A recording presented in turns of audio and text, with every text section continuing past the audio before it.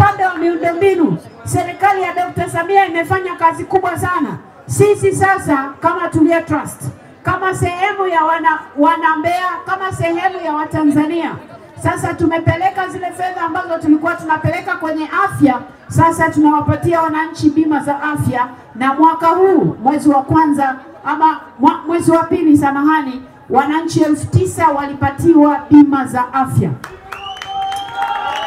Lakini vivyo hivyo tunafanya pia kwenye eneo la elimu, kwa sababu shule zimeshajengwa mpya nyingi, na pia ukarabati unaendelea kwa kasi, kwa maana ya madarasa yale ya shule ambazo ni kongwe na shule nyingine za zamani. Basi kwenye eneo hilo pia sisi sasa tumeamua kuwekeza kwenye eneo la kuwasaidia watoto wanaotoka kwenye kaya maskini kwa kuwapatia vifaa vya shule.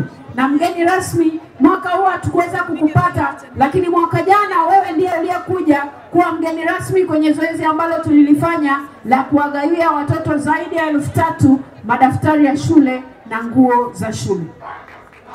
Maana yake ni nini? Hapa nimeanza kwa kuwashukuru wadau wetu wakubwa kabisa ambao ni ninyi wananchi mnaoshiriki kwenye hii marathon.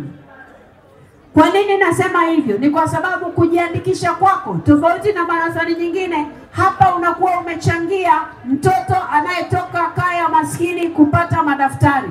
Unakuwa umechangia mtoto kutoka kaya maskini kupata nguo za shule na huduma nyingine kama viatu na mabegi kwa wachache ambao huwa tunaweza kumudu. Na kadri mnavyojitokeza wengi, tutaendelea kuwahudumia wengi zaidi. Vivyo hivyo, wewe uliyekuja kujiandikisha, uliyekuja kukimbia hapa, umeshiriki kikamilifu kabisa kuhakikisha tunawapatia bima wale wanaotoka kwenye kaya maskini.